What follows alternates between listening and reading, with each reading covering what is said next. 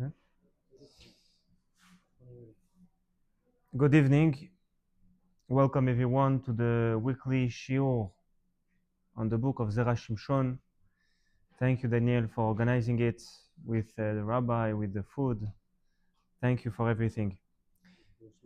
Leilu Nishmat, this shiur will be Leilu Nishmat for the elevation of the soul of Eliezer HaKohen ben Angela. Tieh Nishmato Tzerura B'Tzroach Chaim.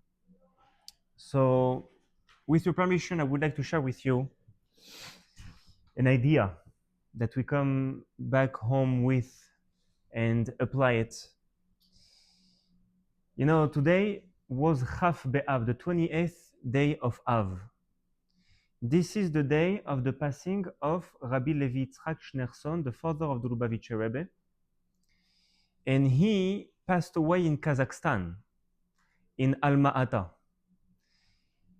He wasn't in Kazakhstan because he was living there. He was in Kazakhstan because he was sent in exile.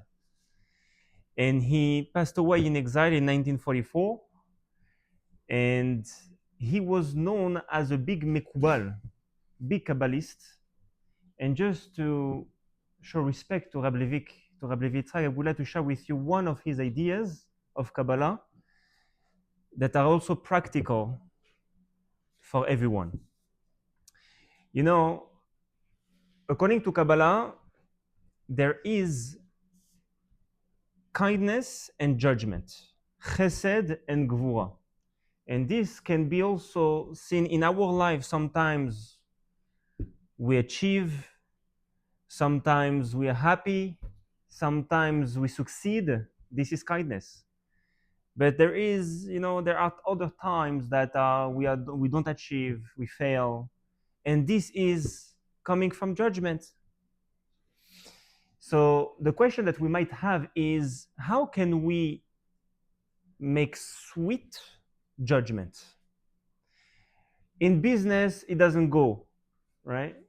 And we want to make it going. Is there a segula that we can do in order to make sweet the judgment and to be able to succeed again in the business?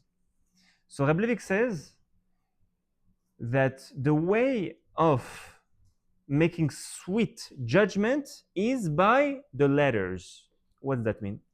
The pasuk says, "Ve'ele hamishpatim asher tasim lifnehem." This is parshat Mishpatim. Hashem says to Moshe, "These are the laws that you are going to put in front of them, the Jewish people." But lifnehem in Hebrew, it means in front of them, the Jewish people, or lifnehem, it's before them. Lifnehem, before them. And it says like this: Ele hamishpatim, here are the laws, but mishpat also is a sentence. Mishpat can be also a word, mishpat. So if you want to make sweet something, you need to take the name of it and to put the letter lifnehem, one before. And he gives an example. If you take the name of God, Elokim, Aleph, Lamed, Hey, Yud, Mem, Sofit, 5 letters. This name Elokim represents judgment. You want to make sweet the name of God, Elokim. You want to take the judgment of Elokim and to calm it down, to cool it down. How do you do it? So Rabbi Levi says, for each letter of Elokim, you replace it by the letter before. So Aleph, before Aleph, what do we have? We don't have anything. So you put a Taf, because this is the last letter. Then before the Lamed, you have the Chaf. Before the Hey, you have the Dalet. Before the Yud, you have the Tet. And before the Mem, we have Mem Sofit, you have the regular Mem. And he says, Reb Levi, this name of Aleph, Chav, Dalet, Tet, Mem Sofit are the letters of Chav, Dalet, Tevet. It's a date. It's Chav, Dalet, Tevet. What is Chav, Dalet special about? The 24th of Tevet. He says, this is the day of passing of the first Chabad Rabbi the Admur HaZaken, the Baal HaTanya, the one that wrote the Tanya, Rabbi Shneur Zalman of Liadi. And he says, he brought down Chassidut in the world. Through learning Chassidut, we are making sweet judgment. Interesting. He comes from a Kabbalistic view and he goes straight to Hasidic view, which is the learning of Hasidut makes the judgment sweet. This is the first message of tonight. Second message, we're continuing in that idea. You know, the Jewish people in general, when they want to make elevation of the soul of somebody, so it goes in the Tehillim, and in the Tehillim 119, you have 8 times the Aleph Bet. It means that you have 8 pasuk starting with the letter Aleph, 8 psukim starting with the letter Bet, etc., until the Taf. Okay, 8 times each letter. So if, let's say, we want to elevate the soul of Elazar Cohen, so we will read the pasuk, the 8 times the psukim Aleph, which is Elazar, it starts with the Aleph. Then the Lamed, 8 times the Lamed. Then you have Elazar Ain, the 8 times Zain. So you make the name of the person that you want to elevate the soul, and then you, after you finish the name, you say you read the psukim of Neshama. Okay, Neshama. Now, if you want to have Parnasa yourself, so you read the psukim of your name. Let's say your name is David. So you read the psukim Dalet, Vav, and again Dalet. This is David, and then you read the psukim of Parnasa, Peresh, Nun, Samech, Hey. Those psukim in the 119. Okay. But if you want to make sweet even better, you don't take David, Dalet, Vav, Dalet. You do just like we did with Elokim. Before Dalet, you put the Gimel. Before the Vav, you put the Hey. And before the Dalet, you put the Gimel. And instead of reading the Dalet, Vav, Dalet in the 119, you read Gimel, Hey, Gimel in the 119. This is making sweet the judgment of a person. Understand? So now, so in the Tehillim, 8 times, the 8 times, all the letters that you need. Okay, so first message is that learning Hasidut brings to make sweet the judgment, and number 2 is a practical segula that people are reading their names in the 919, in the 119. Rabbi Levi comes and explains that if you read the letter before your name, it makes sweet the source of judgment, because the judgment is your name, let's say, Chazé Shalom, but the source of it is one letter before. So you read the letter before. Okay, so this is in honor of Rabbi Levi. Yeah, of course, you can do it, but yes, of course. Yeah. But the point here is that also the letter before your name is also counting as something. So this was for the honor of Rabbi Levi Yitzhak. Now we are going to share with you, Be'ezrat Hashem, an idea of Zera Shimshon. So in our parshat Eikev, there is a pasuk speaking about Jewish people eating. It says, "Va'achalta ve'savata u'berachta." This is the source from where we know that we need to bless Birkat Hamazon after we finish to eat bread. It says, "Va'achalta ve'savata u'berachta."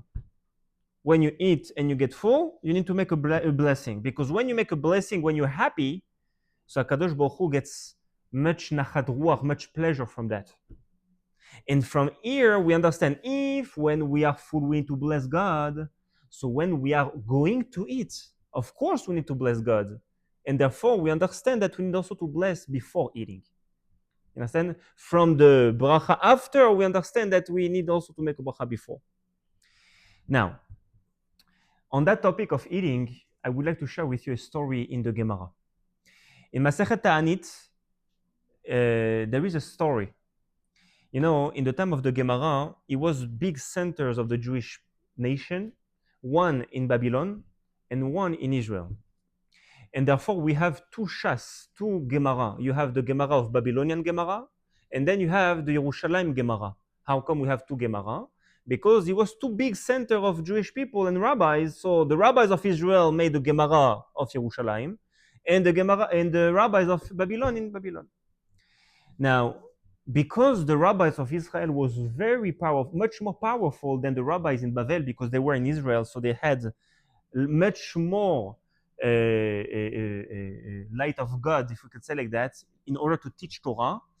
So very often the rabbis of Israel used to go to Babel to share with the rabbis of Babel the new chidushim, novelty of Torah that they learned in Israel and they want to share with them. Okay. One of the rabbis that once came to Bavel was Rabbi Yitzchak. Rabbi Yitzchak was a rabbi in Israel, and he went down to Bavel to meet his friend Rav Nachman. Rav Nachman was very wealthy, well respected because he was one of the best top rabbis on the time. And he went to him, Rav Nachman hosted Rabbi Yitzchak. At one point, Rabbi Yitzchak and Rav Nachman sat down to eat together. And in the middle of eating, Rav Nachman, who is the host, says to Rabbi Yitzchak, you're coming from Israel. Usually the rabbis of Israel are sharing new halachot, new laws, new chidushim. Maybe you can share with me something. So Rabbi Yitzchak very seriously responds to Rav Nachman. He says, Rav Nachman, my teacher in Israel, which is Rabbi Yochanan, taught me that when we are eating, we do not speak because it's dangerous. Now, at the time of the Gemara 2000 years, today is obvious because you can choke.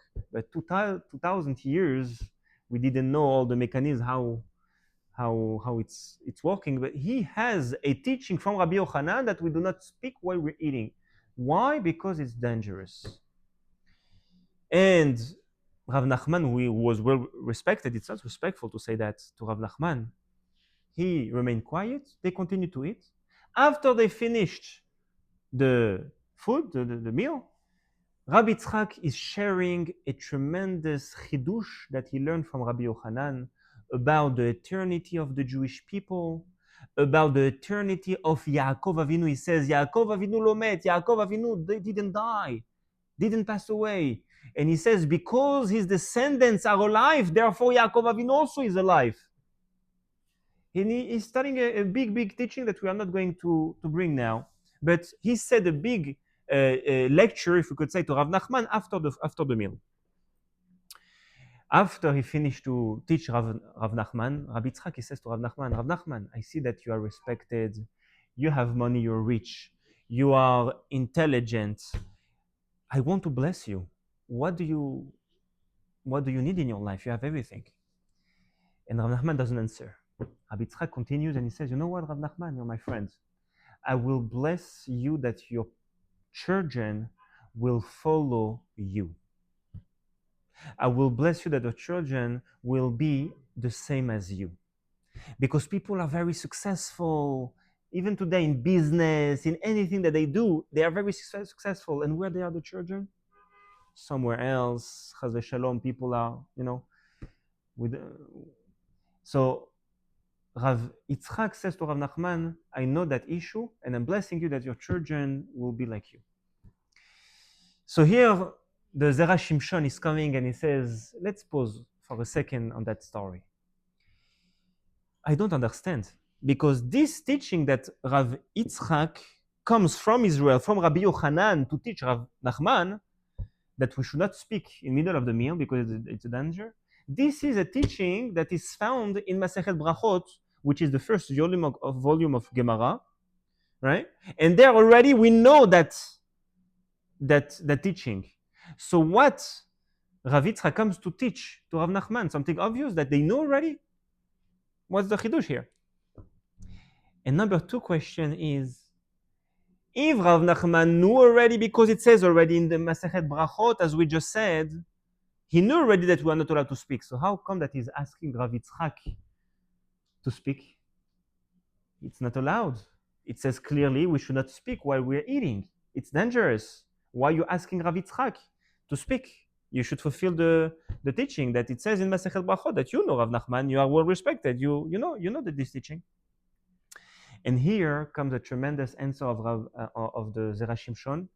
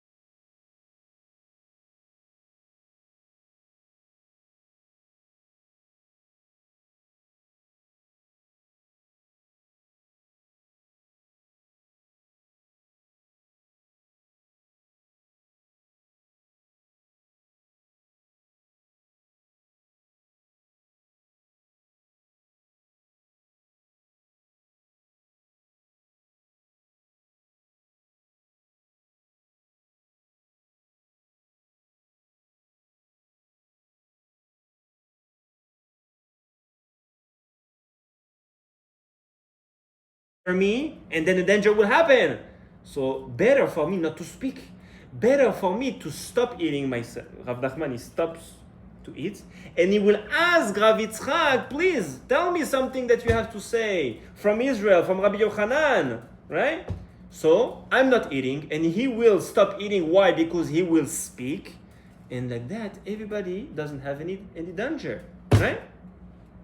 So now we understand that Rav Nachman knew that teaching, but he asked Rabbi Yitzchak why, because he wanted to make sure that he's not eating and also Rabbi Yitzchak not eating. If he will speak, Rabbi Yitzchak might continue eat, and then an danger will happen. So he cannot do that. We are not allowed to speak in the middle of the meal. But if he asks Rabbi Yitzchak to speak, he will make sure that he is not eating, and then Rabbi Yitzchak will be able to speak. Comes Rabbi Yitzchak and he says, my dear friend, in Israel, they are teaching that even when in the situation that we are making sure that nobody has food in the mouth and is the middle of the meal, we are still not allowed to speak. The same discussion that we have between Tosfot and Rabbeinu Al-Hanan that we just mentioned before, if we make sure that nobody is eating, are we allowed to speak or not? So Rabbeinu Al-Hanan says, no. This is what Rabbi Yitzchak says. In Israel, we learn from Rabbi Yochanan that, not like you in Bavel saying that it is allowed. Rav Nachman says it is allowed, therefore I'm asking Rabbi Yitzchak to speak. But Rabbi Yitzchak says no. Even if you make sure that I'm not eating and you are not eating, we should not speak while we're eating. And therefore I cannot share with you any idea while we're eating. You understand? And this is basically the question and answer. So what is the halacha? The halacha is that the Shulchan Aruch, the Sephardic custom, because the Sephardic people are going after the Mechaber, the Bet Yosef, Rabbi Yosef Karo. Rabbi Yosef Karo says, like Tosfot, that you are not allowed to speak while you're eating, but if you make sure that nobody is eating, right, you are allowed to make a bracha or to say something because no danger will happen. You made sure that everybody is not eating. But the Rama, the Ashkenazi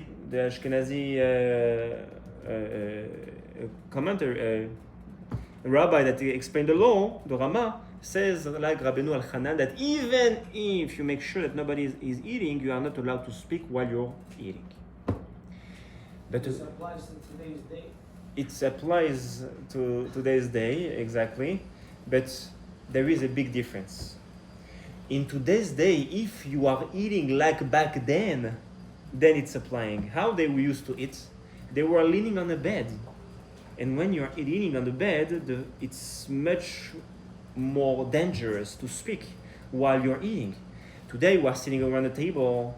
Even if we are speaking while we're eating, no danger, major danger could happen. So therefore it's not the exact same as it used to be back then. However, the Zohar HaKadosh, Rabbi Shimon Bar Yochai is writing. He's writing in the parshat Eikev, this parasha, that he says like this. He says, it's better not to speak while you're eating. You know why? Because your table on which you're eating is a mizbeach, the altar. The food that you're eating is the korban. And you are the kohen. You are the kohen. When somebody is a kohen and is serving God in the temple, you are a kohen, you are serving God in the temple, can you speak just business? Can you speak just whatever is going on in the newspaper? No, of course not. So therefore the Zohar says we should not speak today as well while we're eating, because we're in the middle of making a korban. We are eating, we are making a bracha, we are having in our mind that we are not now enjoying the sushi or the steak or whatever we're eating. We are having in mind that we are eating in order to have strength to serve God. This is in our mind. And then you are considered to be the Kohen that is the Korban on the altar. So this is what I wanted to share with you about Rabbi Levi Yitzchak, the father of the Lubavitch Rebbe, Zchut Yagen Alenu, and about the Zera Shimshon that explained the importance of food. When a Jewish person is eating, is like a Korban is happening. It's very important. And also the halakha about speaking while you're eating, if it's allowed or not allowed. Chazak u'baruch.